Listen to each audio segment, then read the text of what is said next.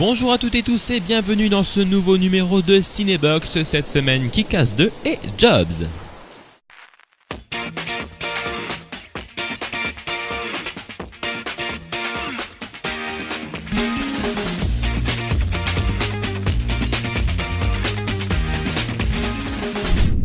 On commence aujourd'hui avec Kick-Ass 2, ce film d'action et de comédie réalisé par Jeff Wadlow. Il est interdit en salle aux moins de 12 ans.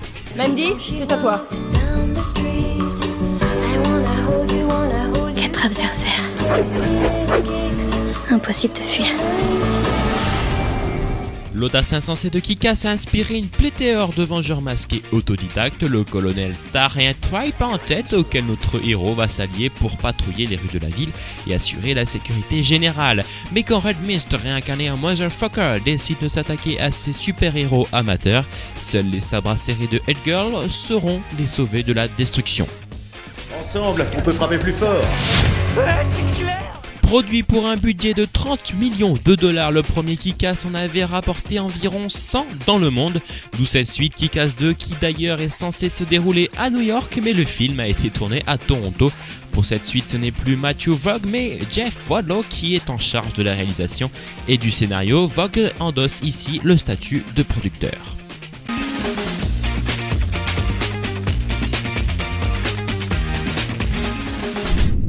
Le Box Office France, le top 3 des films de la semaine. Cette semaine, les Schtroumpfs 2 sont 3e sur notre podium. À leur seconde semaine au cinéma, ils ont attiré moins de 500 000 personnes dans les salles obscures, se cumulant quand même aux 1,1 million de personnes l'ayant déjà vu. À la seconde place, on vous l'a présenté dans un précédent numéro, Lone Ranger cumule moins de 550 000 entrées à sa première semaine au cinéma. C'est un bon score. Et premier, toujours insaisissable, qui réunit à sa seconde semaine au sommet de notre podium 625 000 entrées, se cumulant aux 1,5 million de spectateurs l'ayant déjà vu. Nous avons d'ailleurs reçu un mail de Jade concernant ce film. Elle vous le recommande et déclare l'avoir trouvé excellentissime. Sera-t-il toujours au sommet de notre podium la semaine prochaine? Affaire à suivre.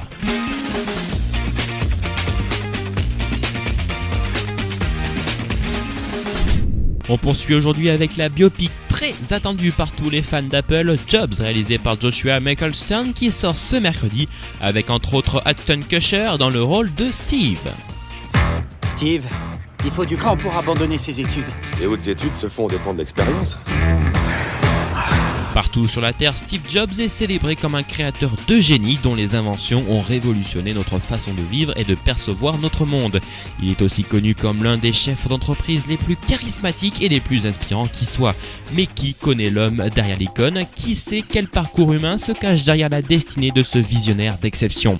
De l'abandon de ses études universitaires au formidable succès de sa société, voici l'incroyable ascension de Steve Jobs, co-créateur d'Apple, l'un des entrepreneurs les plus créatifs et respectés du XXIe siècle.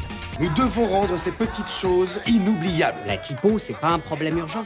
Tire-toi. Pour s'imprégner du rôle, le comédien Ashton Kutcher a suivi le même régime que celui auquel s'astreignait Steve Jobs, uniquement à base de fruits. Ce régime a eu pour conséquence un séjour à l'hôpital pour l'acteur, quelques jours avant que ne commence le tournage du film pour cause de carences inquiétantes.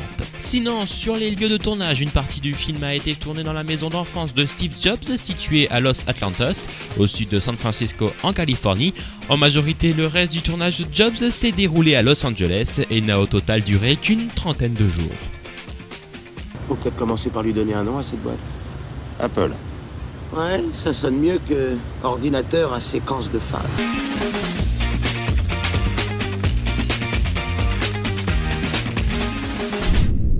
Nous vous avons demandé sur les réseaux sociaux quel film préféreriez-vous voir. Vous avez été 84% pour Kick-Ass 2 et 15% pour Jobs. Merci à tous d'avoir suivi ce Cinébox. On se retrouve la semaine prochaine pour un nouveau numéro. N'hésitez pas à vous abonner à la chaîne et à nous suivre sur Twitter.